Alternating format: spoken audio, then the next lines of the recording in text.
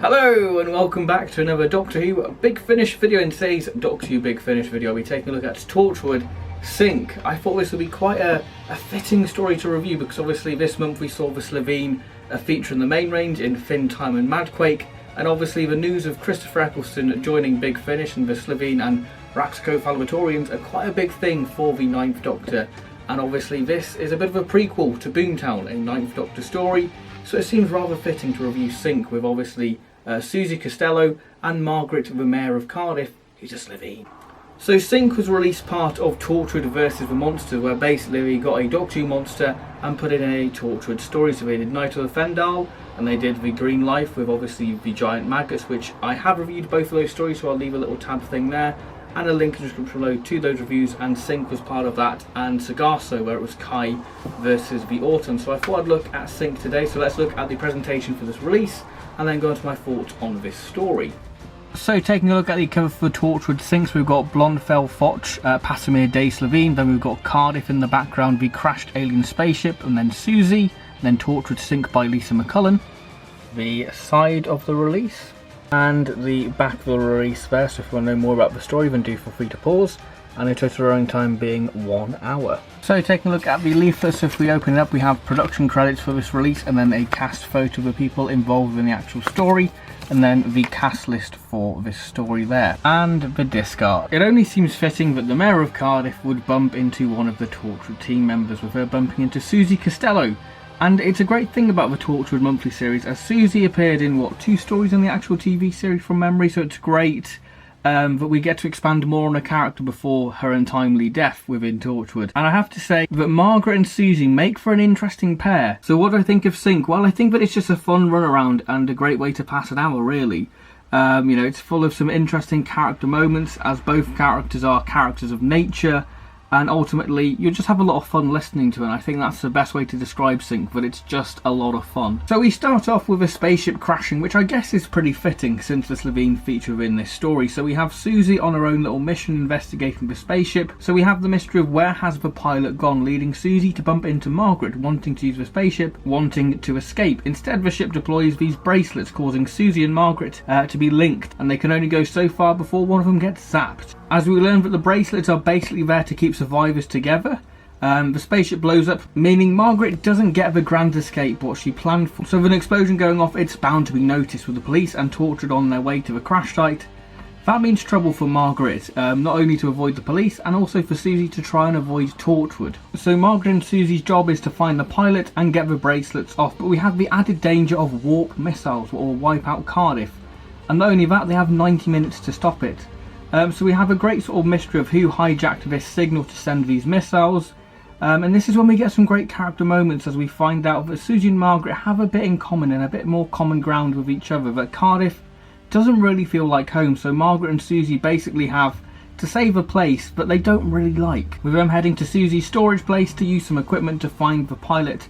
So throughout the story you have these pretty funny moments as these two characters, they just do not trust each other. I mean, would you trust Margaret for Slitheen? Probably not.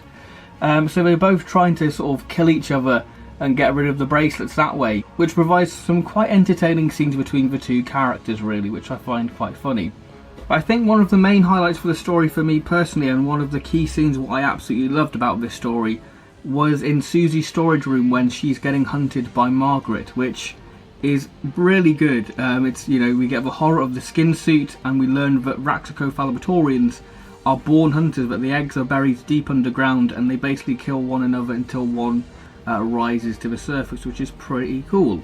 So we learn more about the, you know, the families, that both characters have sort of family problems. Obviously that was addressed in they keep killing Susie with Susie in that episode really, which is quite cool to see that expanded more within Sync.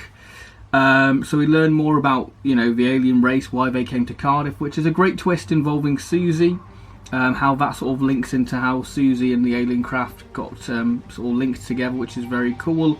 And we do have quite a funny twist involving the bracelets, which was quite entertaining, especially for those two characters really. Susie played by Indri Varma. Brilliant performance, as this is a great story for Susie. She's quite secretive, you know, holding information back and trying to hide Torchwood from Margaret.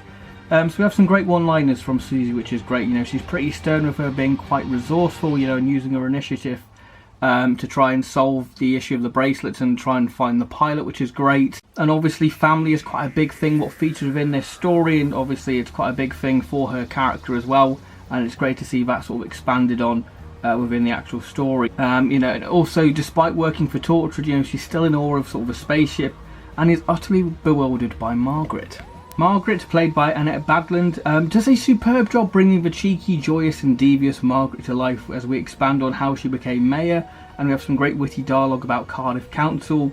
But she's incredibly excited by the thought of leaving Earth, so she sort of underestimates Susie, and she has some really chilling dialogue which is just superb, especially when she's hunting Susie. It's just really creepy and just a really great sort of tense moment, and great way of expanding on the Raxacophallobatorians, really. You know, that she sort of revels in the hunt, and it's just really great sort of dialogue, which is great.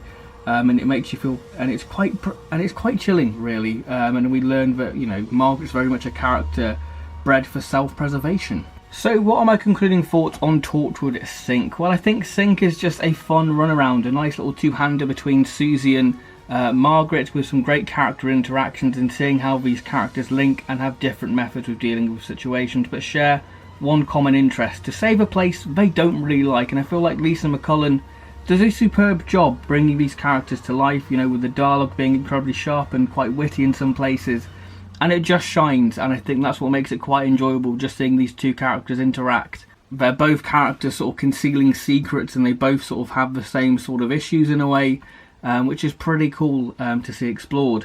You know, and it's great to have more expansion on the Raxacophallobatorians. And we do have a fair bit of danger, creating some great tense, thrilling moments, you know, trying to avoid Torchwood and the police throughout the story, and to stop some warp missiles. So it's just a standard night in Cardiff, really.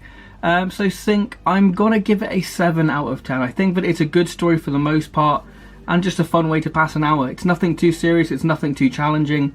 It's a story you can easily visualise, and I think that, you know, it's just great to see these two characters interact. Margaret, Annette Badland, does a superb job. She's definitely, you know, the highlight of this story, because Lisa McCullen just knows how to write the character, and it just really does fit in well with sort of, you know, Boomtown in a way, you know, with her finding different ways of trying to leave Cardiff. You know, we do have some great funny moments between Susie with them trying to kill each other. So it does offer some great moments, and like I said, it's a good story to expand on Susie, because obviously throughout her TV story, you know, we did have sort of a link to family, and it's great to see that sort of more expanded on. You know, that her father wanted sort of a traditional English family instead. You know, the family's pretty messed up.